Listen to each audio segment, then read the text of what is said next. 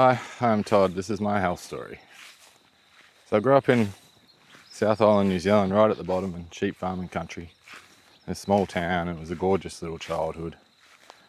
And working on farms and playing on farms and learning by doing at an early age.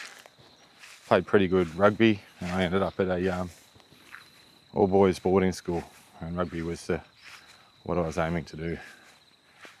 And after about a year there, I busted up my shoulder quite nicely, and I did that 3 years in a row, had 3 operations in a row. So that was the end of me rugby aim. I was a massive fan of Top Gun at that time, and I wanted to be a fighter pilot like so many others. So I put a lot of energy into that, and I did good at school. And it was not long before my 17th, I had a bit of a test to go over there and join the Air Force, and I think it was going to Avalon and Melbourne and doing training over there or whatever. And things were looking good. Because of the lack of playing footy, I'd sort of developed some bad habits in smoking cigarettes and that sort of thing. And then a few months before my 18th birthday, in my last year of school, I was having a cigarette at one of the break times with a mate. And all of a sudden the ciggy dropped out of my hand and my hand started shaking. And the shakes moved up my arm in a matter of milliseconds, and then into my chest and into my throat, and I passed out. And that was my first seizure. He obviously did a good job in that incident, got me down to where I needed to be, and I don't remember anything about that period. Scans revealed it was from a head trauma I'd received 5 years earlier, a blunt force trauma in the back of my head. And so started the medical intervention and the chemical warfare in my brain. And I was on all sorts of trial concoctions and stayed on 81 pills a week for a long time, but some medications were that toxic that I'd wake up in the morning and it'd be like I'd completely drunk and unable to walk, and all effects by the medication. And after that first seizure, that was the end of my fixed-wing aircraft dream for life.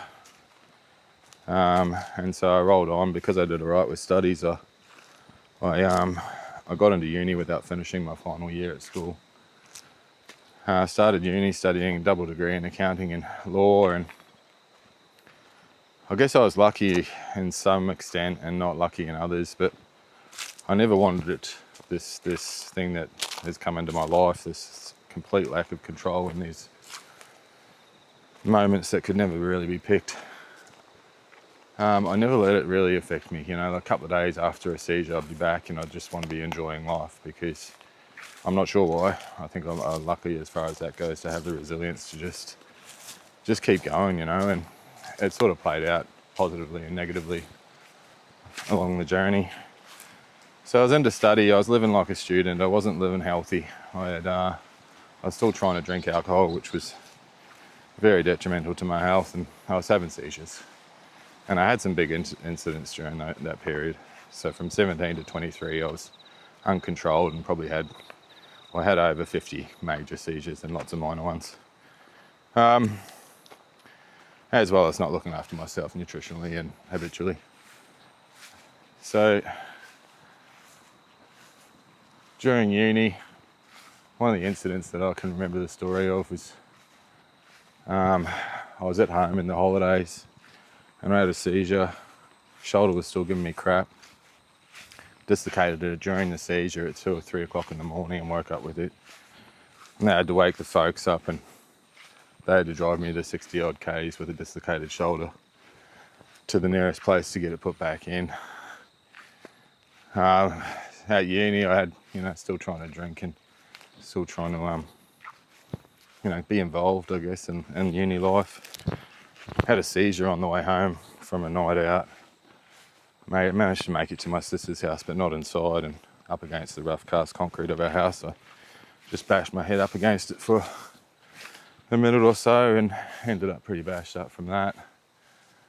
But I was doing all right. I was struggling through. I wasn't ever anything but a B-/a C student at uni, and the care factor obviously was pretty low because I didn't, a few things have been taken away from me, and so I sort of didn't give future too much respect. What am I sort of preparing for? Look at this gorgeous creek rat. And yeah, so I started at uni, got to third year law, and then come a massive change in my plans. I was having physio on my shoulder in a very deep pool, physio pool. I started having a seizure in the water, and I had the seizure and blacked out underwater. The physio and the helper there got me out of the pool, and then the hospital was across the road and got me to the hospital where I was administered 10 times the amount of medication than what I should have been, and had like 2 days of seizures, like 10 seizures, and walked out of there with complete memory blank of everything before that, apart from sort of people. And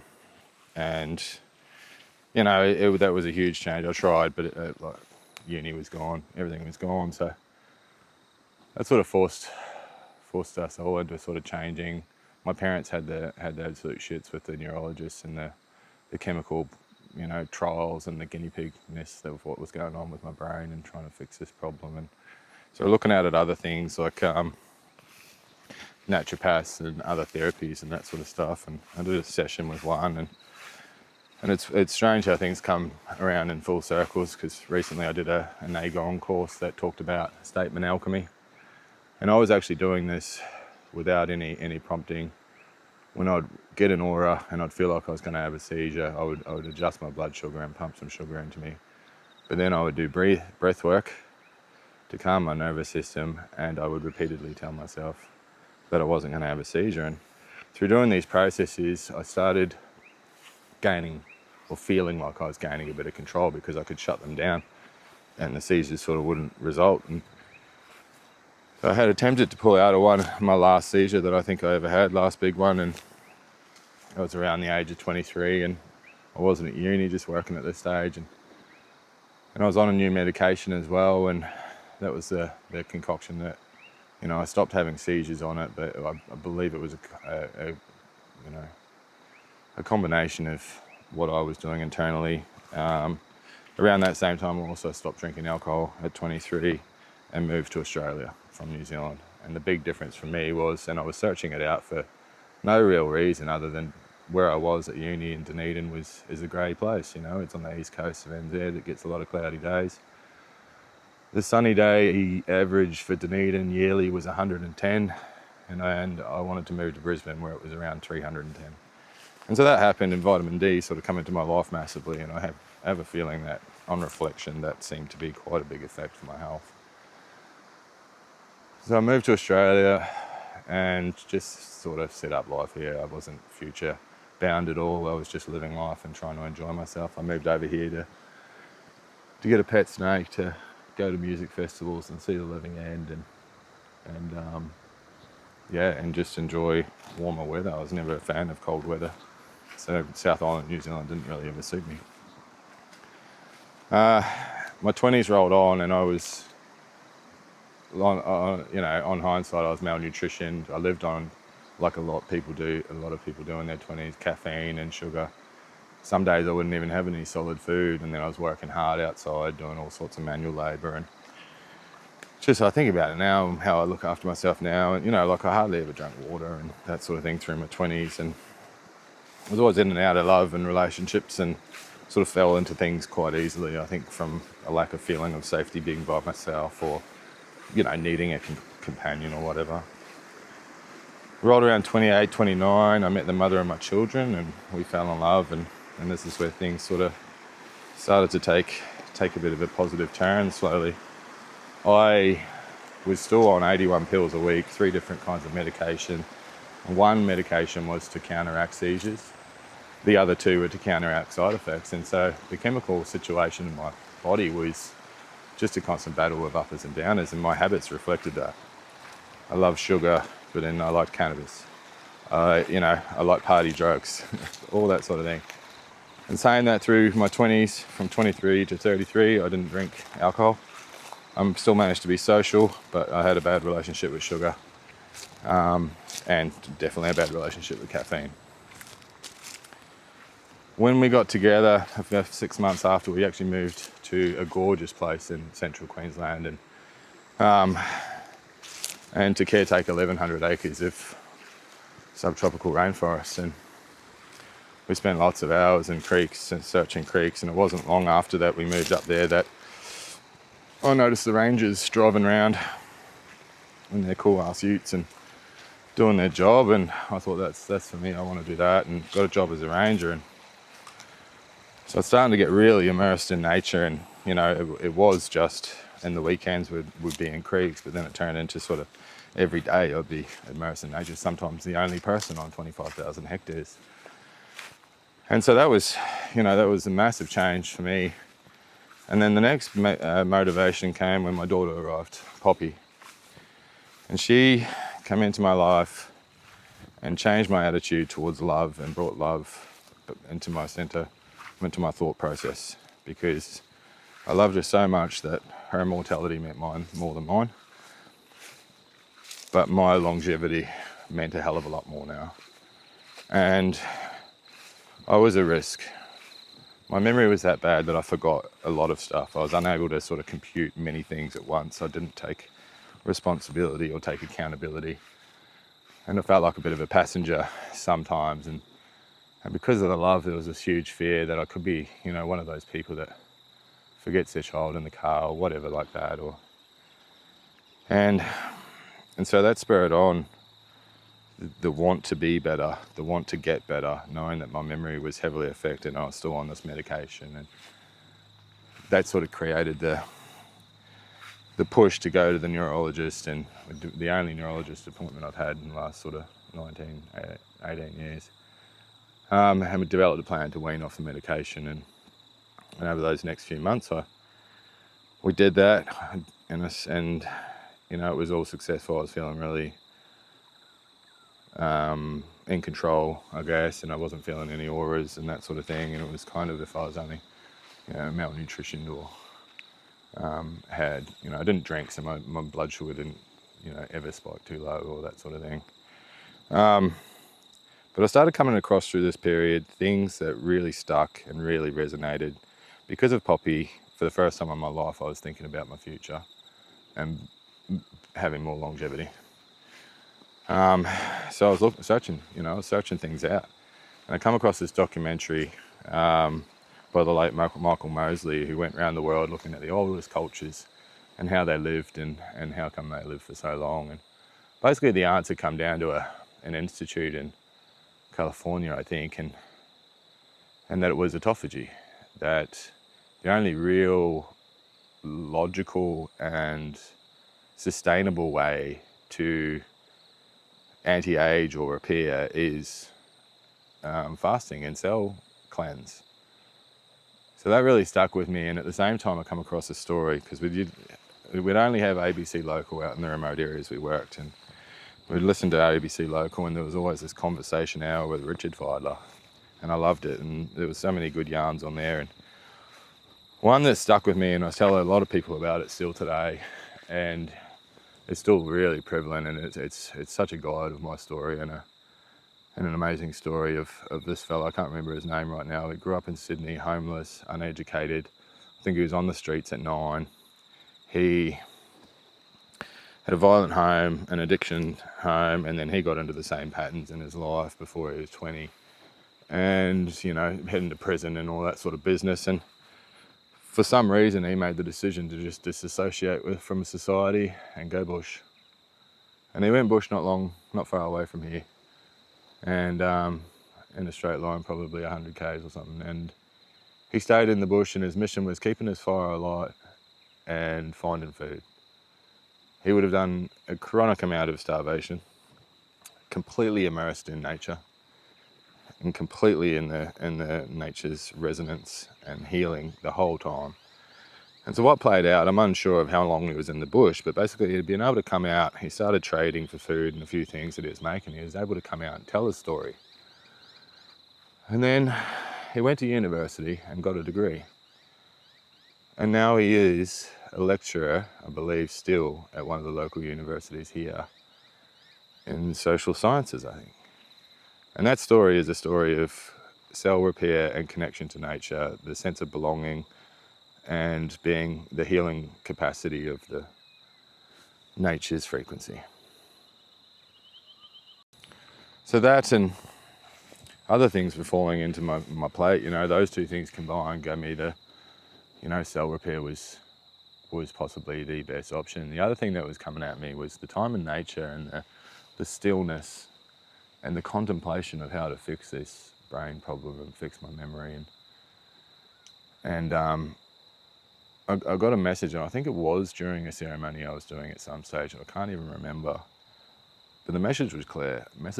It was something is broken and you need to fix it, and the emphasis was on you. And so I knew that I could not go and see a doctor and say, look, my memory's broken. And I knew that. Like, well, imagine what it would just be meds or, you know, something like that.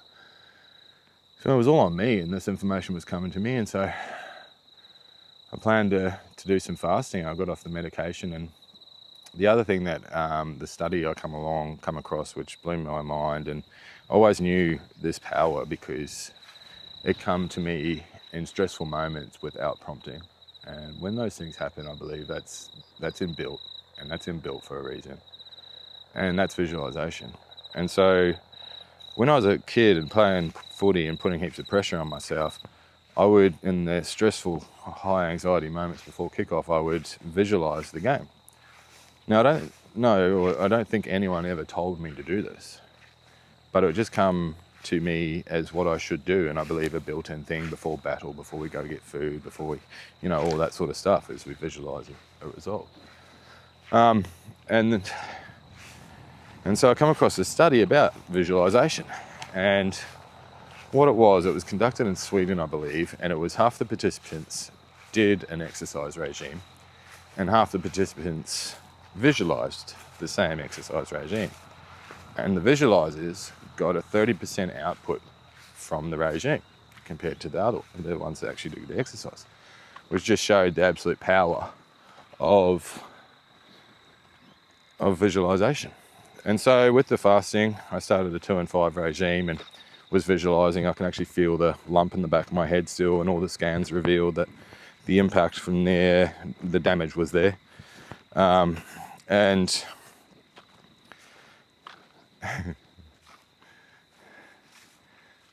I had an app, like a memory app, that I tested over this period of a couple of months to 3 months of fasting, and yeah, there was noticeable results, and I was off the medication, and it felt like things were starting to clean up, and then I was starting to sort of improve clarity because of the lack of medication haze and that internal battle of uppers and downers, and then I was also just still trying to, you know, being immersed in nature as a park ranger up there in Youngler National Park, and having days where you were just, the whole time you were just immersed in the most beautiful places next to creeks, next to running rivers and creeks just like this. And I believe sitting next to running water and nature's frequency has given me a lot of the answers I needed along the way, and a hell of a lot of the motivation. So I put into practice. We moved from up there at this stage. I was probably 35, 36, and set up down here in the southeast on another mountain, and had another child just before the move, first boy, and got stuck back into work. And it was not long after I met some more people that come into my life with very impactful knowledge. And it was when I started learning about lion's mane fungi and psilocybin fungi and the positive effects on your brain function, reconnecting synapse, and able to create new cells. And it wasn't long after that I tried microdosing as well as fasting and visualizing at the same time, and it started to really calm my nervous system, and I guess start finding, you know, my authentic self, and realizing a few things about my life at the same time. and you know, I could, it was more calm. I could handle a lot more. I could have multiple projects on the go at work and at home. Physically I can do the work, and mentally I can handle the to-do list and how to do it. So that was all really good. Had a traumatic time where I experienced my first sort of bout of mental health and anxiety after a long wildfire season, and not looking after myself, doing that, you know, in amongst those big high adrenaline days, and probably not doing the right thing and just letting that wash over me. And a few months after, I was having unrealistic fears and heavy anxiety, and my workplace was a nasty place, and things fell down with my relationship and my marriage as well at that same time. And then they moved out, and I had one of the most empowering days not long after that, where I didn't think I was ever capable of, or I was ever going to be capable of anything spiritual, any sort of spiritual connection or feeling, or being able to, you know, resonate with that world at all because of what I'd gone through. But anyway, it was just not long after the kids had left. I was renovating the house, gibrock and painting on a mountain, and it was rainy and cold in July. I had a mate coming over to help who I'd watched his spiritual learning journey to become a practitioner and kinetic healer, and then on to being a medium. And I'd always watch with an open mind because I'm an evolutionist and we're not finished, so that sort of thing for me is an option for our continued evolution in our body, and then this being anyway. And so the other thing that was going on at this stage, my career as a ranger was coming to an end. They were enforcing COVID vaccinations and mandating that for my job, and because of numerous reasons I was not for that. And when anyone hears my opinion and my health story, they sort of understand my opinion on that. And I thought, you know, it was just all very experimental, and I had enough of that in my brain. So I wasn't up for it. But yeah, they fired me a couple of days before, during this time, before this day. The other thing was going on, I had a nasty toothache. One of the effects of my long-term medications, which, you know, we're talking 12 years on 81 pills, was tooth degradation. And so yeah, that's happened a bit. And this time I had a nasty toothache. I was staying out of home because I was painting at someone else's house that was cold. Decided I'd drink through the toothache, and it didn't work. I had a terrible night's sleep, and I was in heaps of pain with heaps of jaw tension. And then I got up in the morning to go down, and it was raining, it was miserable and cold, and we were getting into painting, and I just wanted to get this shit done. So I was just hooking in. I got my grinder out. I had to grind a few things off pre-painting, and ground a bit of a gas line. And I was really pissed off at myself and really down. You know, it was possibly, you know, after losing the kids, I was lost. I didn't, you know, it was, whilst they were still close, they still weren't there when I got home from work, and they still, you know, just, they were still gone, and there was future gone to come, and I knew that. So anyway, Kurt comes over and he says, I'm not here to help you paint, I'm here to do a spiritual cleanse, a session. And I don't know whether he picked up on the way, whether I needed it, but clearly I needed it. So it was a 2.5 hour session, and it's a story in itself, and it's the most impactful, in the moment, health repair I've done. You know, a lot of things take time and patience. I walked out of that shed as a different person. I was not carrying any of the negative from any of the trauma that I'd had, which was all, as we found out through the session, was linked to my jaw and jaw tension. Most of it, I was alone when these events happened. And I walked out of that shed and I was happy, and I felt like my stuff up with the grinder was an opportunity, and I felt positive about it. And I had I had no jaw tension and very, very little tooth pain. And I just felt positive, and then things resonated me because I was trying, you know, I knew I had to sort of to deal with the kids leaving and living by myself for the first time at 39, and to be able to stay above the negative emotion and that sort of stuff. I had to put work in. So I had mantras that just were reinforced when I walked out of that shed, and it was love, nature, patience, and positivity. And they carried me through that whole first year and a half of being alone and being away from the love of my kids. And I cover this a lot more in my story about love, my love story.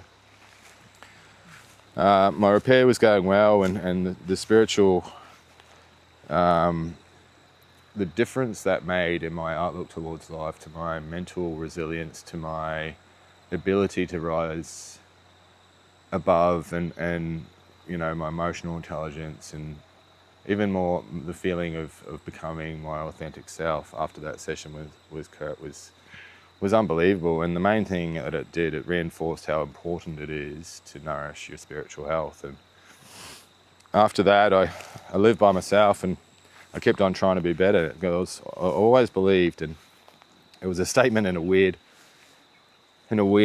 government document, and it was Kaizen, it was continuous improvement. And I always believed, since I had a daughter, had kids, I just wanted to keep getting better. And that was health, and that was impact on the world, and that was how you treat people, and how you look after yourself, and all that sort of stuff. And so I just was aiming on that. And at the same firefighting time, I absolutely wrecked my body. It was some big, and I say that like I was in the shape of my life, but it didn't feel good. It was a stiff, inflamed body, and I was getting heaps of joint pain. And that's when I got some advice about body acidity. I killed coffee out of my life. I believed I'd had enough of that, so I killed it out of my house, and I don't have coffee in my house. And I started the day with something different, with raw cacao. And within a couple of weeks, I stopped getting joint pain. I started looking after my water a bit better and my nutrition a bit better. And I also started giving back to my spiritual health. And that's where the realization for me is that we have 3 pillars of health: mental, physical, and spiritual, and all 3 of them need nourishment. And yes, you can live life with bad habits and not nourishing your health. That's fine, but you're not living your potential. You're not finding the potential of your body, and you're not your healthiest, authentic self. And a lot of other things resonated and fell into my place along the way. The Hermetic principles, which are just completely empowering, if you ever want to look at them.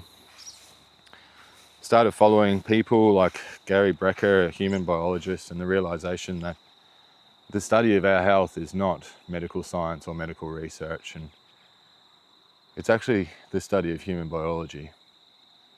And if you can learn about the biology of your problems, you'll be so much more enlightened to the natural ways that you can proactively fix that and prevent it. And they're all here. Nature has all the answers to fix our health, because we are nature. And when we spend time in nature, we're in its frequency, but we also feel belonging because of that reason. We are nature. Fasting, I believe, is the key to fixing a lot of long-term gene problems or long-term cell damage problems. Body acidity is obviously a lead into cancer and a lot of other problems. Sugar feeds cancer. There's no place in our body. I sweeten everything with honey, which I have, my own hives and bees, and if it's not coming from nature and it's not unprocessed, it's likely going to be bad for you. And that's my idea of medication and supplements. We are a carbon-based organism that wants that, and that's why the side effects on lots of medication is because that stuff is literally not made for our bodies. And always remember that it's made to fix symptoms of a problem, not to actually fix the problem. So I've got so much more to give on my health story, but largely I needed to share, because in the last couple of years I've had realizations of the work that I put in and the results, and I've been able to contemplate on it all and how it's all played out, and be proud that, you know, I believed that it was going to work, or it was possible to work, and then I gave it the patience and the time and the investment to get it to work, and I will continue to do so. As based on, you know, that Kaizen, it's a great challenge and it's a great opportunity to consistently improve your health, and connecting with nature will start providing the answers like it did with me. And so yes, I hope you do get something out of this. I'm really proud to tell it, and I'm stoked of where I got to. I've still got heaps of struggles and heaps of work to do, but it's I'm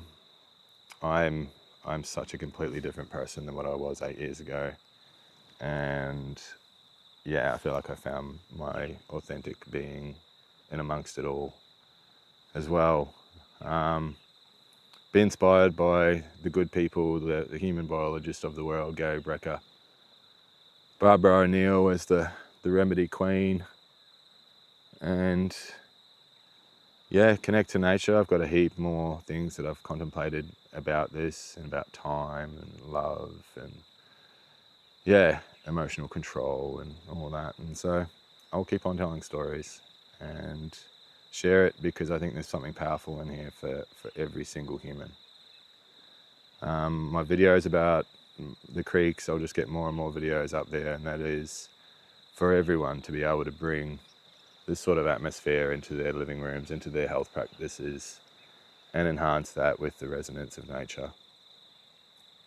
Because the gratitude I feel is generated by the comparison that most of the world, like a huge percentage of the world, does not have access to this. And so I want to share it, because I know how powerful it is for me. Anyway, we are an animal, we are nature, and I am Todd, and I love you, and thank you.